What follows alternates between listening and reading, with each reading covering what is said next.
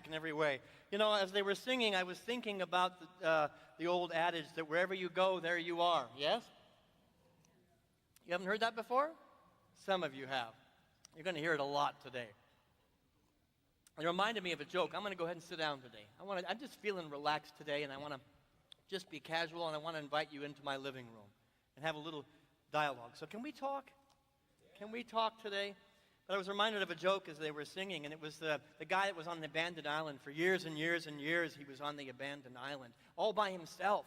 And when he finally got rescued, 10, 20 years after he'd been there, the captain looked up at the hill before the guy was ready to get on the boat and be rescued. He said, I noticed that you've got 3 buildings there, 3 buildings up on the hill. Can you tell me before we take you back home what those buildings are, those 3 huts? And he says, well, the one in the middle, that's my home. That's where I live. And he said, oh, well, you did a nice job. Thank you, thank you. And he said, well, what's the one on the left? Oh, that's the church that I go to. That's the church that I attend. Well, then what the heck is the one on the other side? Oh, that's the church I used to go to. The people there are terrible. Wherever you go, there you are, and you're going to have to come face to face with yourself. And today I'm hoping that we can come face to face with ourselves. The good, the bad, the ugly, and everything in between. Are you willing to do that with me? Sure. You sound a little reluctant. But, well, we'll start the journey. You know, I wanted to talk this month. We're doing a 3-part series on authenticity, and this is the kickoff to that 3-part series.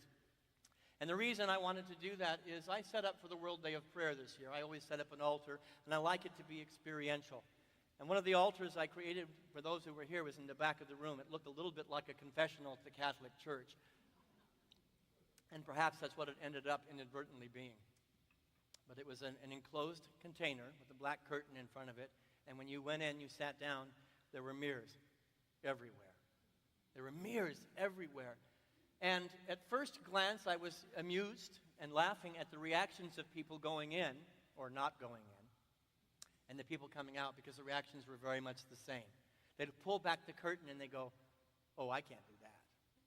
I can't do that. I can't spend time looking at that. And the judgment wheel, the hamster wheel of judgment began to turn. Oh my gosh, this is too uncomfortable. Occasionally, a brave soul would go in there and sit down.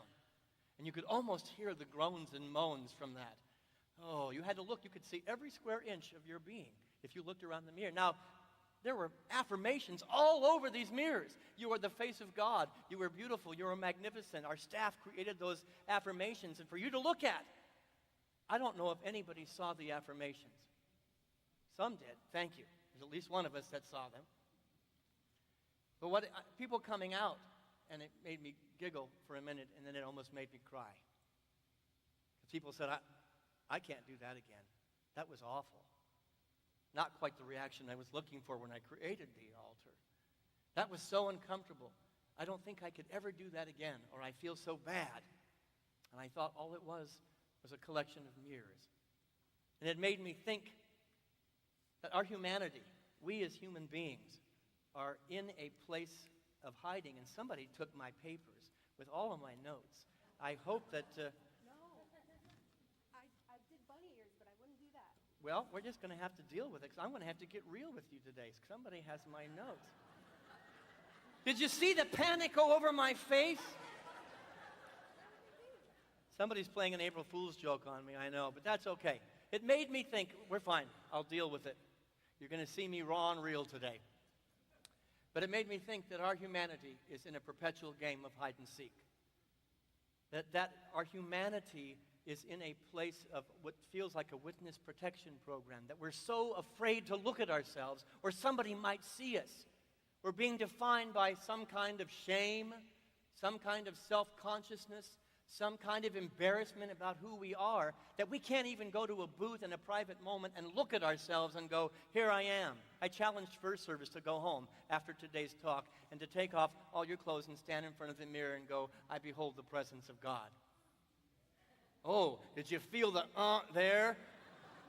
Carlton Pearson was talking to a group of Unity students, and he says, you know what the reality is, and we all agreed. We get out of the shower in the morning, and the first thing we do is grab the towel so we don't have to look at ourselves. How fast can I get dressed and put the mask on and the clothes on so I don't have to look at this magnificent creation of God? And I thought, if you look at the world today, it's rampant. The suicide rate is higher than it has ever been in our country. Have we gone down the road, the path, that it is easier to check out than to be completely authentic about what we're feeling? That the pain has gotten so raw that we just check out of the earth because I don't want to be seen. I'm so ashamed of what I'm feeling. I'm embarrassed by it. Right now, if you look at the culture in the world, the divine feminine voice is speaking for attention. It is speaking up externally, but it is speaking up internally. That divine feeling nature that says these feelings are valid. These feelings are real. These feelings must be heard. And what do? The male end of us wants to suppress that. Let's put that voice down. It's like a perpetual beach ball. You ever tried to hold a beach ball underneath the surface of the water? You can hold it for so long. Eventually, your arms are going to give out. They're going to give out, and that beach ball is going to explode. The youth of our humanity, they are speaking louder than they have ever spoken before for us to get real, to stop pretending, to be more authentic, to take off the masks that we have worn and just be a human being. And it's easy. We celebrate our light. Every single week we come together. We remind ourselves of the magnificent light of the world that you are. You are the veritable presence of the Christ. All the love and the life and the goodness and the magnificence is expressing at the point of view. And then we go back on Monday morning into our life and we go back into the game of hide and seek. I can't let that light shine. I'm so afraid what my boss might think if I shine that brightly. I'm so afraid what my family might think if I go and tell them how wonderful they are. And so we go into a game of hide and seek and we pretend, and a little piece of us dies.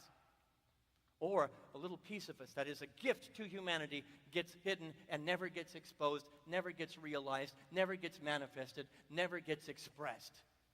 That's a sad state of affairs. And so I would say that not only is the suicide rate going up, but humanity, if it does not answer the call, is committing suicide if we just don't get real and cooperate with the cosmological emergence that is happening. Look around, pay attention. Something wants expression. The beach ball is about to come out of the water. Why don't we cooperate with it? Because let me tell you clearly, the only apocalypse that we're going to experience, the only Armageddon we're going to experience, is we're going to be standing on a stage of pretense playing to an empty house because people are tired that we're living in a lie. I want you to hear that. The only Armageddon I'm worried about is that I pretend long enough that I'm standing on a stage of pretense and that there's no longer anybody willing to listen to me because they know it's fake. They know it's inauthentic. And I'm saying the time has come for us to be authentic. I went looking for my notes, by the way, that still are not here. They didn't magically appear. Michael Burdick has them? He's over there pretending.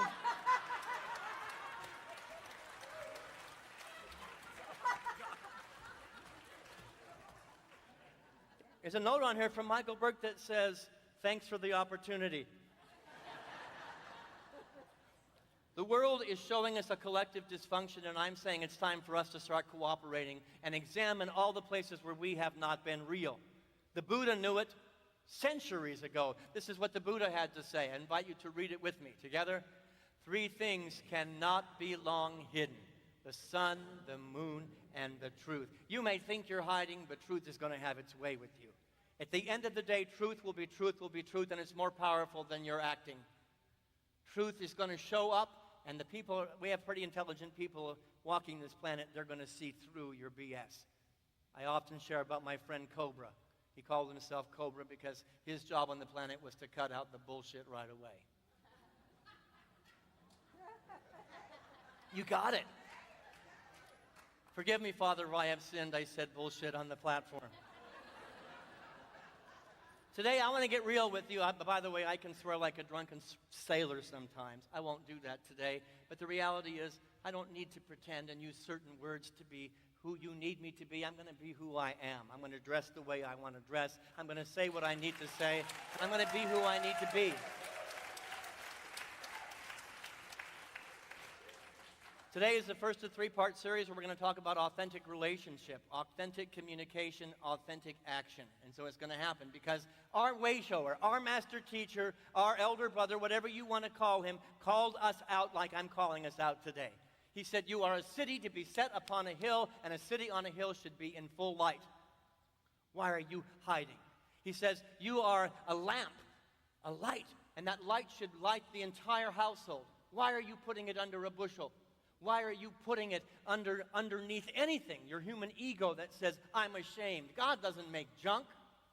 Why are you ashamed of what God made? With all of your insecurities, all of your failings, and all of your brightness, I'm saying own it. Because our actual example of how to live, he lived wide open. He lived completely and totally wide open. Jesus probably was singing, all of me. Why not take all of me? I want you to stand up and offer all of yourself right now. Stand up. And I want you to proudly proclaim like you have never proclaimed before. And to notice what kind of reaction. Oh my gosh, the minister is going to make me do something. Going to make me say something. Challenge the energy that plays in your mind and your heart as you say these words after me. I am here to be seen. I am here to be known. I am here to be heard. I am here to let my light shine. Without apology. Without excuse. For I know who I am. I know where I come from. And I know where I'm going. Turn to somebody around you and say, shine on, beautiful.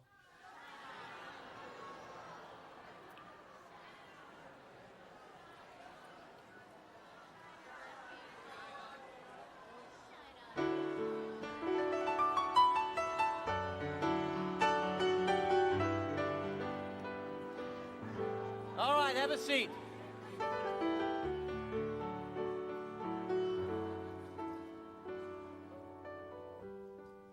We're in the season of Halloween. And I'm in a season of Halloween.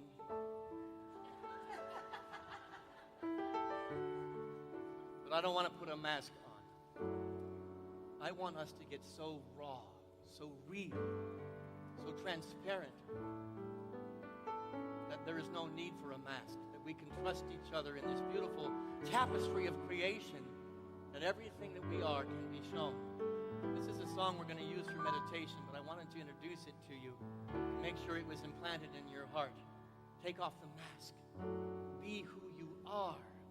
You are beautiful. I invite you to sing that with me. Take off the mask. Be who you are. You are beautiful. Please sing with me. Take off the mask. Be who you are. You are beautiful. I can see your true self. I can see your true self. We're connected by our hearts. I know your true self. Julie changed my lyrics. And I love who you are. Put your hand upon your heart. Take off the mask. Be who you are. You are beautiful. Take off the mask. Be who you are. You are beautiful. That feeling right there, that's what the Christ is. And for some of us sitting here today, that's the first time maybe you felt safe enough to just pull something, a little layer, and say, I am beautiful. I'm beautiful with all my light. I'm beautiful with all of my blind spots. I'm beautiful with every part of who I am. And what does it take as we decide to cooperate with the great cosmological shift that's happening? Well, first of all, it begins right there. I can be real.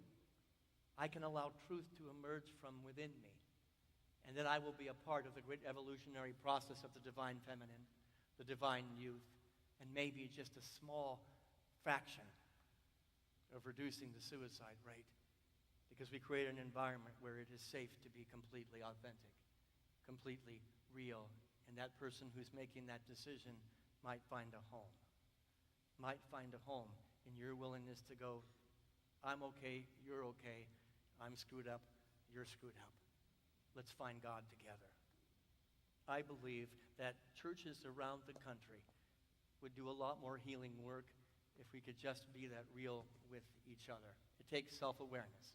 It takes the awareness to know that I am the magnificent expression of light. Spiritually, all the good that God has ever been, will ever be, has been incarnated at the point of me. The veritable presence of Christ with the ability to create heaven on earth exists here and now. And yes, that's who I am.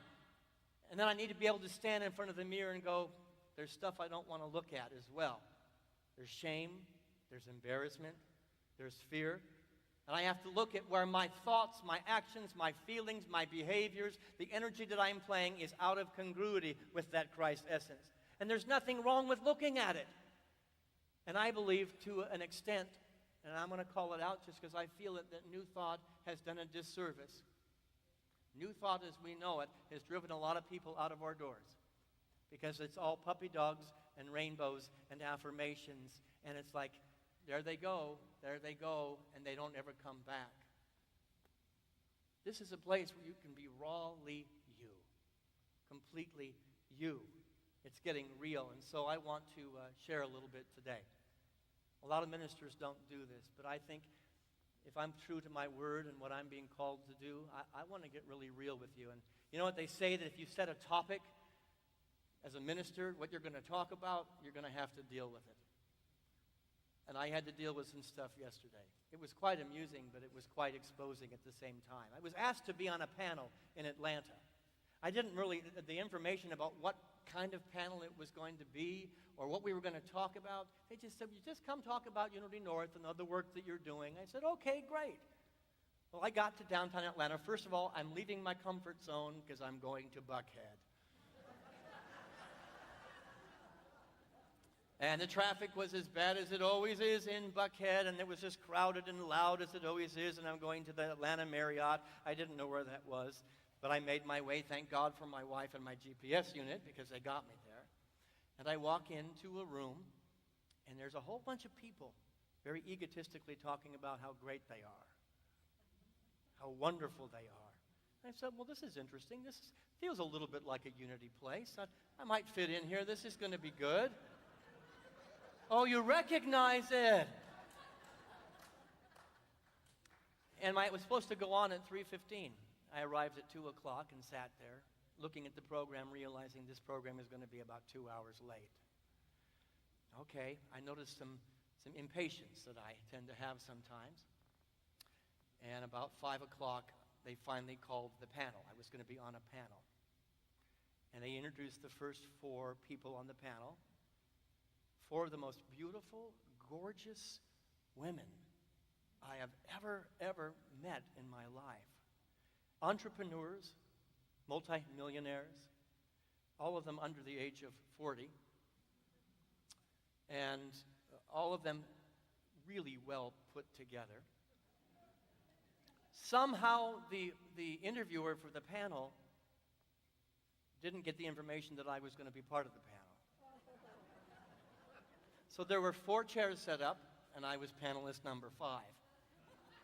And first of all, I'm intimidated. I am going to own with you, I am intimidated by beautiful women. I go back to being a middle school and a high schooler in a matter of minutes when I'm in that kind of beauty, grace, wisdom, and power. These were powerful ladies. But they got me a stool. Actually, I got my own stool.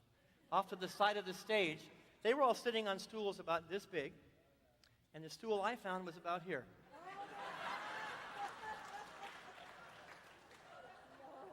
I'm having to come face to face with my feelings of insecurity. There was a divine feminine voice happening, and I was sitting. Now, here's the worst part of the story. As I was walking up to the platform, I realized that the pants that I was wearing, the zipper was broken.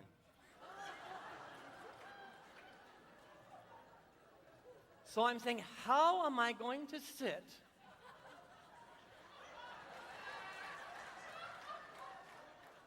and thank God I was out of my comfort zone wearing a jacket.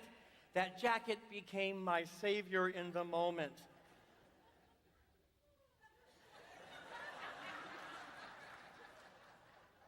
And so here I was sitting, and these 4 women went first. We had about 45 minutes to share. Each one of the women took 45 minutes on their turn before it got to me. We were well out of time by the time I got to open my mouth. And I had to come face to face with something that I've dealt with my whole life. A series of anxious thoughts and anxious moments of my own insecurity. I was face to face looking in the mirror, 360. I don't belong here. I was able to use humor, which is one of my masks, by the way. I was able to use humor and say, I'm here representing 50% of the population, the men and the senior citizens. And then something hit me. How interesting that I'm talking about authenticity for the next 3 weeks, and I'm face to face with being real. Everything within me wanted to run. Everything wanted to run out of that room and never come back. And it reminded me of one of my piano recitals, where I wasn't quite ready to deliver the piano recital, having ulcers in middle school and anxiety about being in front of people. And I, in the middle of the performance, slammed the top of the piano down and ran out. That was a beautiful symbol for what I have been on a journey on my spiritual path of overcoming. Moment by moment by moment of opening that lid again and going, who I am has value. My perspective has value.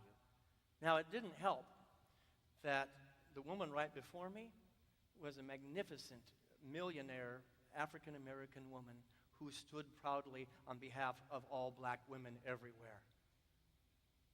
And then for a moment I go, I have to sit next to this beautiful expression of light and represent white men everywhere.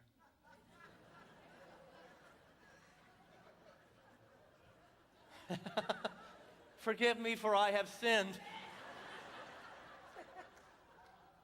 And then the other thought, the Christ thought came, I'm not representing any other white man. I'm representing this white man. I'm representing a community, and I'm representing myself. And the Christ took over. I was able to transcend that moment and to just speak. I don't know exactly what I said, but it was real. It was raw. Thank God my wife is there to validate that it was wonderful. At least 6 people after that panel, including 2 of the panelists, wanted the card of this community. And I want...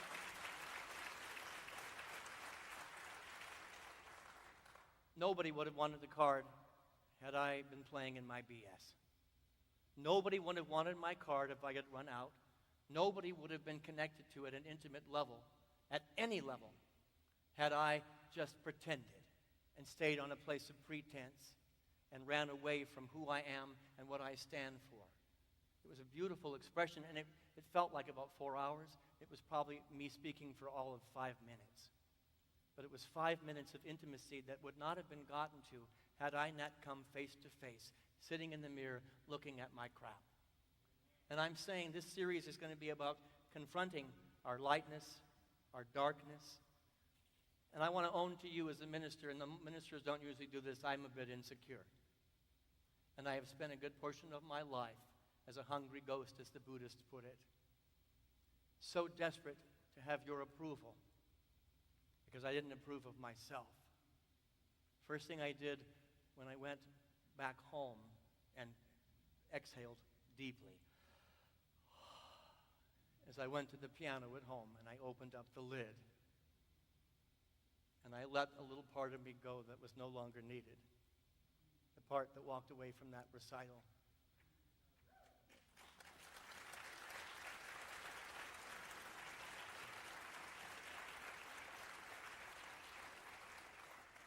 This series is going to be that real.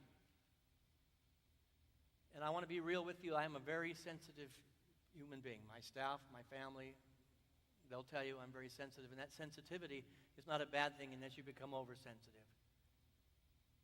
And I want to just put my guts on the table that that sensitivity has made me a bit codependent. And that for a while here at Unity North, I have had a savior complex that it was my job to save this place. That's kind of sick. It's kind of codependent. I'm saying what's going to save this place is if we get off the stage of pretense and just get real with each other. We have real, authentic dialogues, and we don't have to pretend it's puppy dogs and rainbows, that you have moments of uncomfortableness, you have moments of pain. Those moments of pain and uncomfortableness are the very portal to the Christ of your being, to the Christ of Unity North's being. Now, I've exposed my guts here to you. What you do with it is none of my business. You can use it, you can abuse it, and that will happen. I've experienced that in ministries. I get real, and it gets abused and gets used against me. Or you can refuse it and say, I don't want to hear it. I need my minister to be somebody on a pedestal. There are no pedestals here. Pedestals are going to let us all down, and I'm going to be on the ground broken, and so will you, and so will this community. Or you can infuse. You can infuse what I have shared today at a deep level of place and know that the God that's going to be discovered between us, if you're willing to play, will be more tremendous. That the love that we can discover if we can be that real with each other is going to be the most magnificent expression of oneness that we've ever experienced. So I'm saying it's time to go to the next level. And it's going to be counterintuitive to the human ego that says, oh, don't do that, it's not safe. Basically, I'm asking you to have a series of choices. Brene Brown said this is what authenticity is. Let's read this together. Authenticity is a collection of choices that we have to make every day.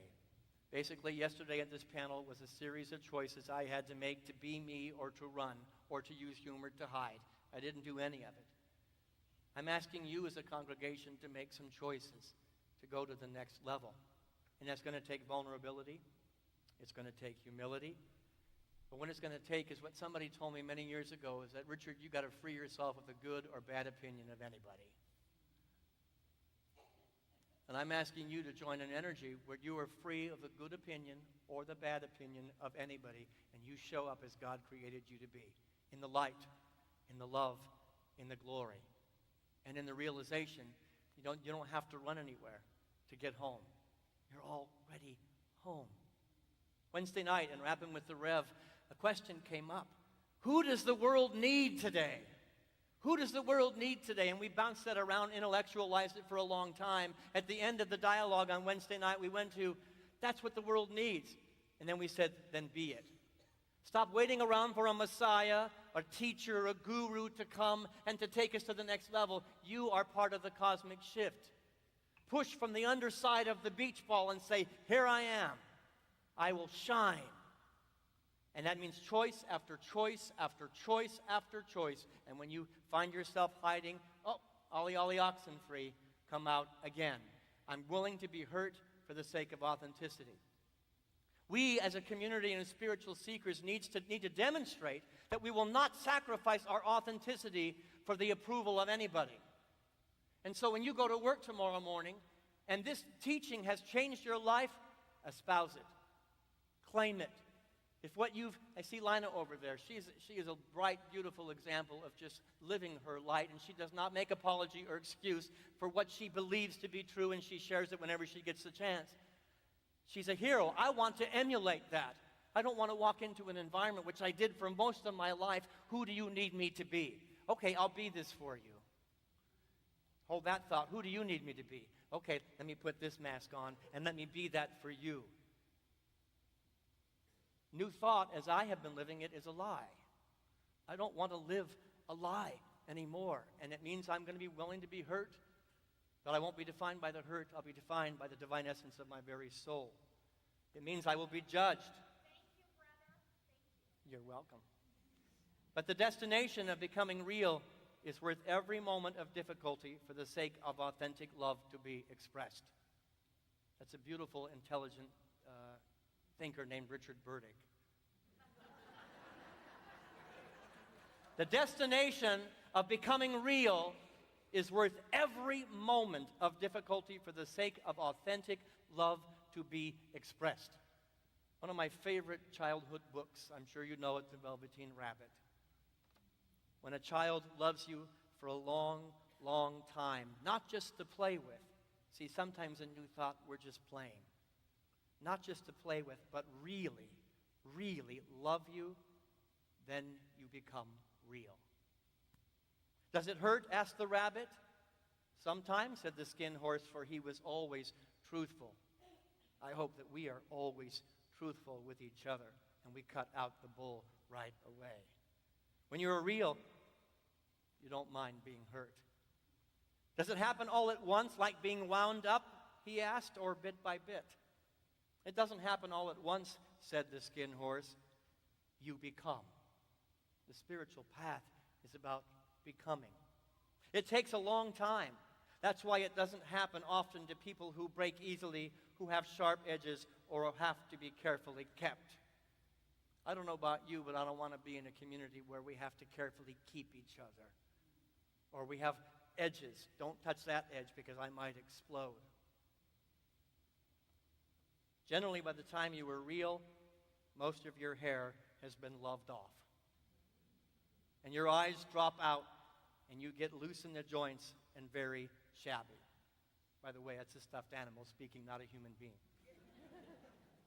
But these things don't matter at all, because once you were real, you can't be ugly, except to people who don't understand.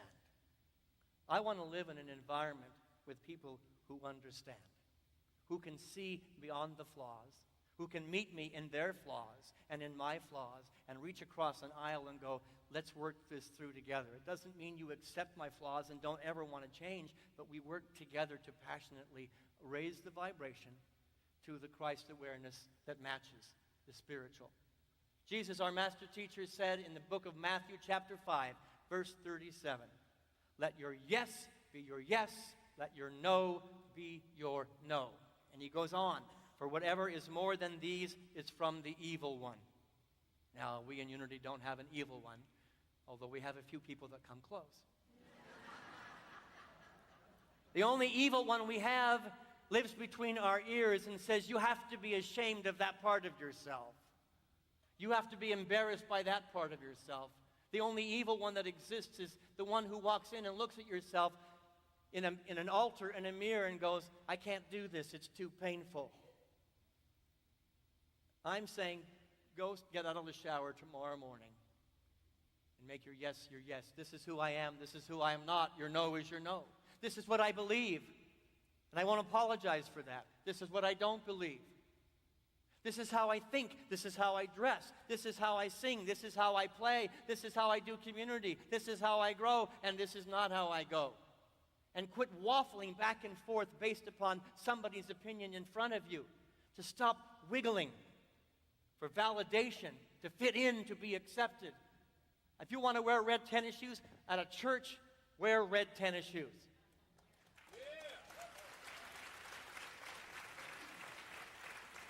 Sri Ravi Shankar, who is the founder of the Art of Living, said, be bonded to your values only. And what do you as a spiritual seeker value? I value love more than anything. I value community more than anything. And the time has come that I value community and love more than I value your opinion of me. The time has come that I value the intimacy, into me see, into us see, more than I value what the community is saying outside of these walls about us being this or that or the other thing. I want to end. And I thought it was so beautiful. I didn't know that this was the weekend of the Pride Parade. But there are people that are proudly proclaiming all over Atlanta, this is who I am and I won't apologize for it. This is a Jerry Herman song. Not one typically done in church, but it seems so appropriate. I did change a few words to meet my context. But I invite you to take this into your heart, into your mind, to know that you are absolutely beautiful and there's no more need to wear a mask. I am what I am. Don't you love that picture? That's you looking in the mirror tomorrow morning. I am my own special creation. So come take a look. Give me the hook or the ovation. It's my world that I want to have a little pride in. my world, and it's not a place I have to hide in. Your life is a sham till you can say, hey world, I am what I am. I am what I am. I don't want praise, I don't want pity. I bang my own drum, some think it's noise, I think it's pretty. It's my life with all its good and all its bruises. My life, and I'll own it now without excuses. Life's not worth a damn till you can say, hey world, I am what I am. Your life is a sham till you can say, hey world, I am what I am.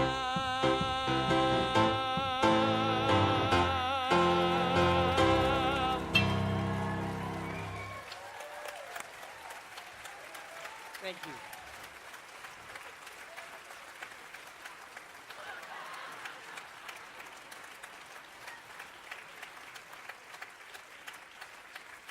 This week, go ahead and split your pants. Go ahead and confront your insecurity about being around beautiful women. You get to do it here at Unity North all the time. The women in this church are above average. You look marvelous. The men in this church, you're cute and beautiful too. Let it be. Whatever is up for a reason. Eat the meal. Drink the drink. Be authentically and completely you. I hope that you will join us for the next 2 Sundays. We're going to take this to a deeper place. Thank you so much for being here today.